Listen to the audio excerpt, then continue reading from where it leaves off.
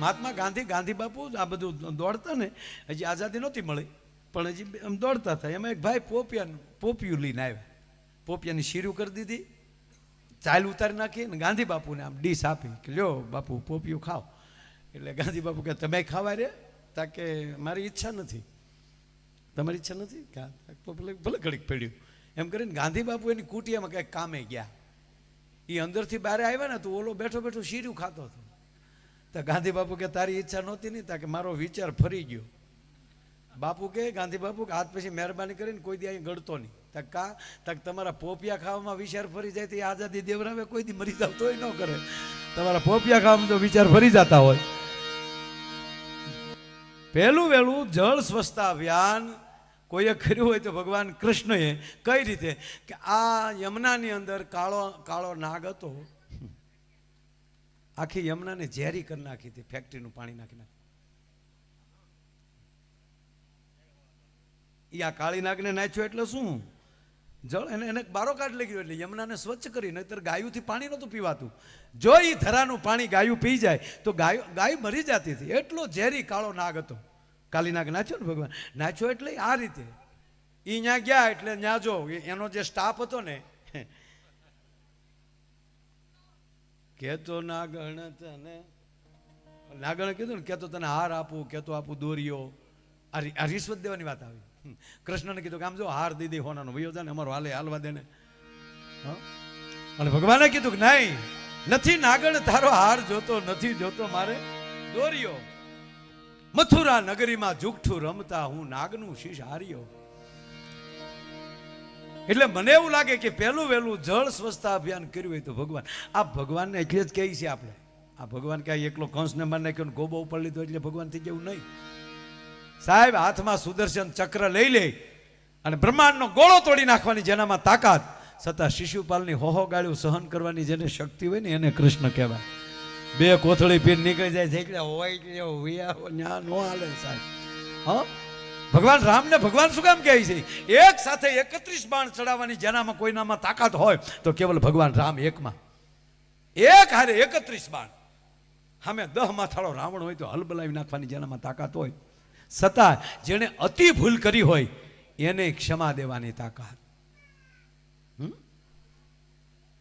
રાવણ જેવી કોઈ ભૂલ કરે જ નહીં ને. ભગવાન રામના ઘરમાં હાથ રાખ્યો, છતાં એને હનુમાનજીને અંગદને મોકલ્યા કે હજી માની જાય તો હાથમાં હથિયાર નથી લેવા.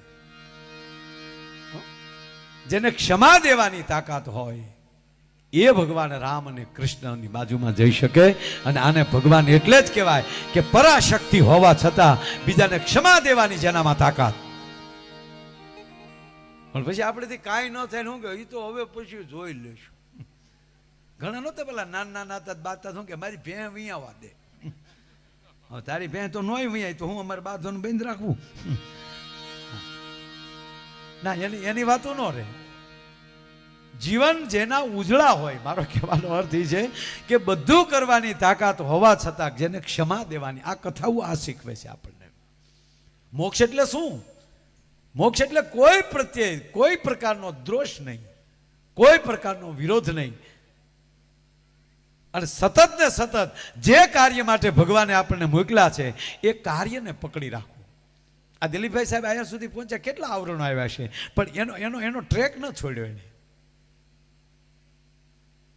અને જે પોતાના વિષયમાં રસાપસા રહીને ત્યારે અસ્તિત્વ પણ એને કામ કરતું હોય છે, ઈશ્વર પણ એને મદદ કરતા હોય છે. ભલા માણસ તો આપણે જેનો એક રંગાનું ઉજળા ભીતર નહીં દૂજી ભાત. મારો કહેવાનો અર્થ એ છે કે જે વિષય છે એ વિષય છોડે નહીં. ચંદુભાઈ બધું કાર્ય કરતા પણ એની અંદરના જે સેવાકી પ્રવૃત્તિ હતી એ એને કોઈ દી છોડી નહીં. અને એના છેલ્લા દિવસના આપણે સાક્ષી છીએ સાહેબ. અહીંયા પ્રોગ્રામ પૂરો થયો, અરે નાસ્તો કર્યા અને ગાડીમાં બેઠા. એ જ દિવસે આખો કાર્યક્રમ દીકરીઓના લગ્નનો પહેલું વહેલું જ્યારે એણે આખું દિલીપભાઈએ પણ જ્યારે કન્યાદાન દીધું પહેલી વાર દીકરીઓને દત્તક લીધી અને ત્યારે આખી અમરેલી જે હણગાર્યું, ગામ નક્કી નહોતું કરી શકતું કે આ દિલીપભાઈના સગા દીકરી છે, દત્તક લીધેલા છે, એ દીકરીના લગ્ન છે સાહેબ. આ જે માહોલ જે આખો ઊભો કરવો. ત્રીજી વાત કે ચંદુભાઈ જે બોલ્યા એ પરિવારે પાડ્યું છે. ચંદુભાઈ જે નિર્ણય લઈ લે કે આ કરવું છે તે આખા પરિવારે પાડ્યું છે. એ કાર્ય આખા બધા. અને પાછું મિત્ર સર્કલ. આમ જો આ બધું ભેગું થાય ને તો જ મેળ આવે. એક હાથે તાળી નથી પડતી. પણ મારે કહેવું એ છે કે જ્યારે તમારો વિચાર જ એવો હોવો જોઈએ કે વિચાર દરેકના હૃદયમાં બેસી જાય. એમ ચંદુભાઈના જે વિચારો હતા ને એ દરેકના હૃદયમાં બેસી જતા કે આ કાર્ય કરવું જ જોઈએ. નકર સકલ્યું ક્યાં ને કહેવા આવી હતી કે અમારે હાટું માળા લાવો એમ. સકલ્યું કહેવા આવતી હતી ત્યાં. પણ એને જે મગજમાં બેસી જાય કે આપણે આ કરવું જ જોઈએ. કેટલા માળા અહીંયા રાખે ઓલા પેટીઓ બનાવી બને. હું મારી ગાડી આખી ભરી દઈ કે કોકને દેતા જજો ને બધે આમ જો બધે પહોંચવું જોવે. આ જે અંદરનો જે વિચાર આવે એ મોટા મોટી વાત છે. બાકી તો એક જણો ઝાડવે સડી સડીને માળા બદલાવતો હતો, માળા ફેરવતો હતો. કાબીરનો માળો હતો અહીંયા કાગડાનો માળો મૂકે, કાગડાનો માળો હતો અહીંયા શકલાનો માળો મૂકે. કોકે કીધું ક્યાં હતા કે હું કથામાં ગયો હતો ન્યાલી વ્યાસપીઠ ઉપર કીધું માળા ફેરવજો.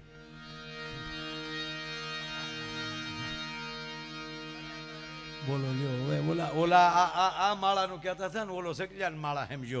હવે ઈ માળા ફેરવે એના માળા કોઈ ઠેકાણે રહે ના. ગજબ છે અમુક માણસો.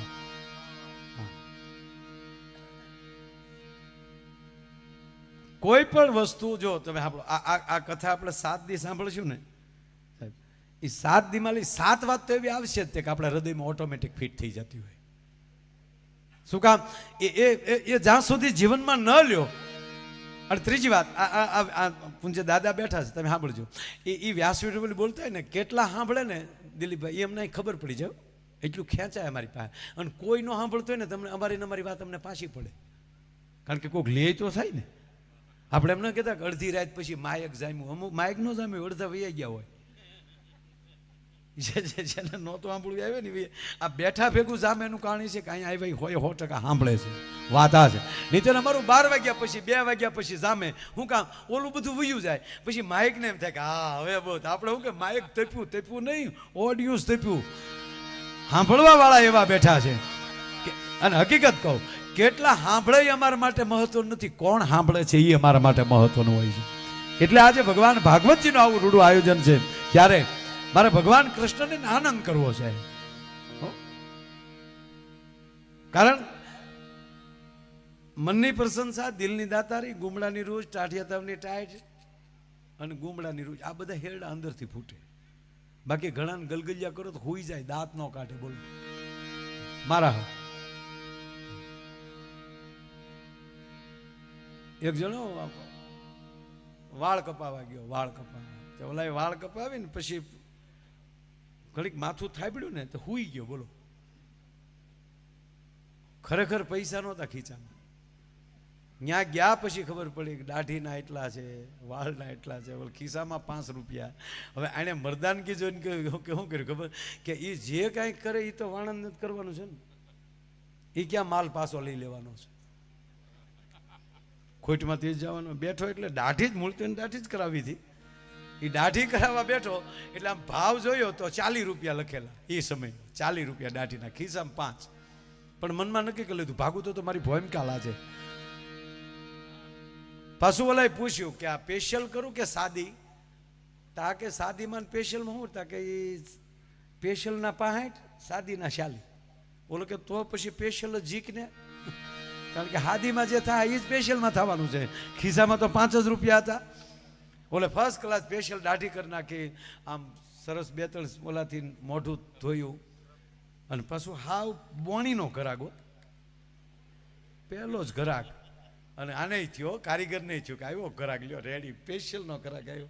એ દાઢી કરીને પાછું પૂછ્યું કે સેજ વાળ સેટ કરી નાખું? બોલો કે જીક. એના કેટલા થાય? તા કે એના 40.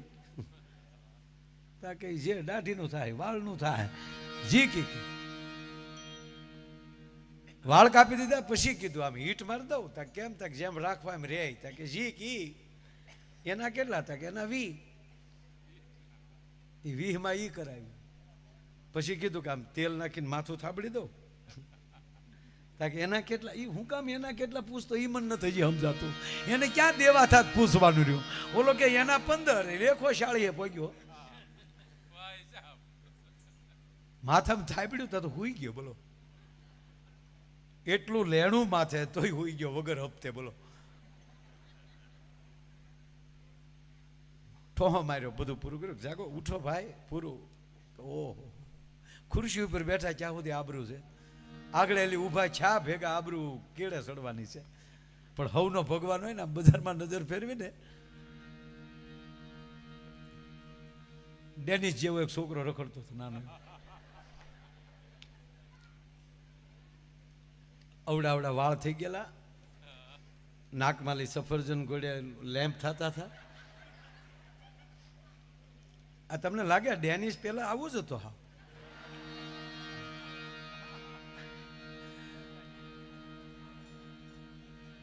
આ તો આપણે કહેવાય નહીં.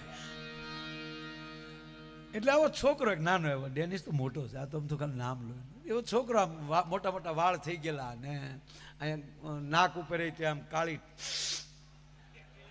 ટીલરી પડી ગયેલી હો.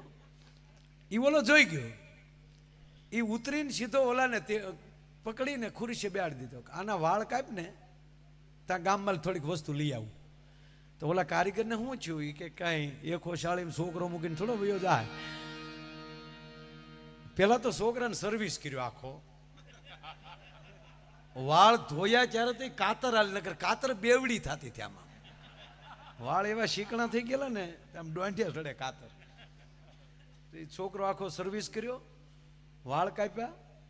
15 મિનિટ થઈ, છોકરો ઉતાવળો મળ્યો થવા, હવે મારે વહી જવું. ન જવાય બેટા, બિસ્કીટનું પાકીટ લઈ આવ્યો. બોલો, આની કઠણાઈ તો જવો, પાર્લે ખવડાવ્યો. તો ઓલોય મારો દીકરો બેઠ બેઠ જવો ગળે મેં કંઈક બિસ્કીટ ખાયો. એ બિસ્કીટ ખાઈ ગયો, પાછું પાણી પીધું, પછી કીધું કે હવે મારે વયું જવું. ન જવાય બેટા, આગળ પપ્પા આવશે. તો ઓલો છોકરો કે કોના? તાકે આ બેહાડીને જાય તારા પપ્પા નહોતા કે તારા આવશે? મારા પપ્પા ગુજરી ગયા તો 7 વર્ષ થયા. તાકી તાર પપ્પા નહોતા કે ના ના મારા પપ્પા નહોતા. આ તો મને એને પૂછ્યું વાળ કપાવ, મારે કપાવા હતા. એ 2 જણા છોકરો ને કારીગર બે વાત કરતા હતા. ત્યાં છોકરાની મમ્મી નીકળી ગોતતા ગોતતા, મારું ટપુડિયું ક્યાં ગયું, મારું ટપુડિયું. ત્યાં ટપુડિયું ટાસકા જેવું થઈને ખુરશીએ બેઠેલો. અને બેને જે કાકડા મળ્યા ભાઈઓ, કારીગરને કે તારું નરકમાં સારું નહીં થાય. મારા છોકરાના કરના વાળને ઈ તે ઉલાળી નાખ્યા. બાબુ 400 રૂપિયા લાપસી ના આપ્યા ત્યારે કારીગરનો છૂટ ગયો સાહેબ. આ ગાંઠના ગોપીચંદ ગયા. માટે પ્રભુ તને એક શું કદી ના કહું, વાલા તું આપે એટલું જ લઉં. એ વાલા મારા આપે એટલું જ લઉં.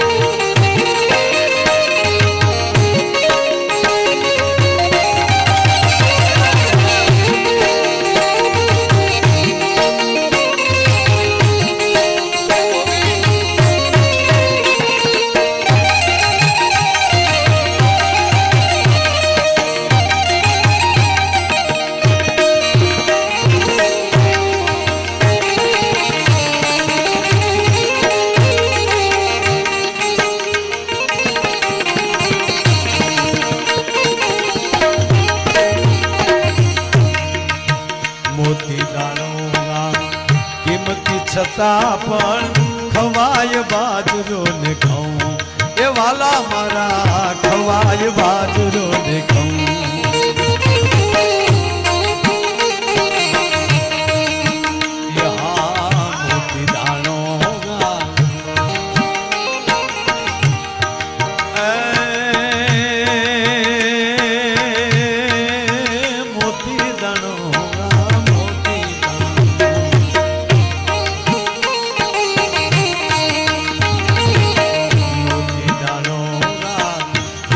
છતાં પણ ખવાય બાજરો ને ઘઉં એ વાલા મારા ખવાય બાજરો ને ઘઉં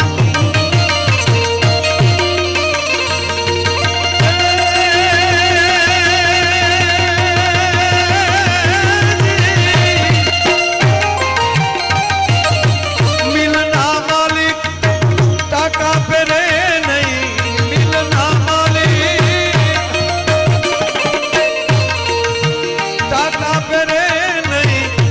ગજ ફેરે છે હઉ વાલા તો આપે એટલું જ લઉં વાલા મારા આપે એટલું જ લઉં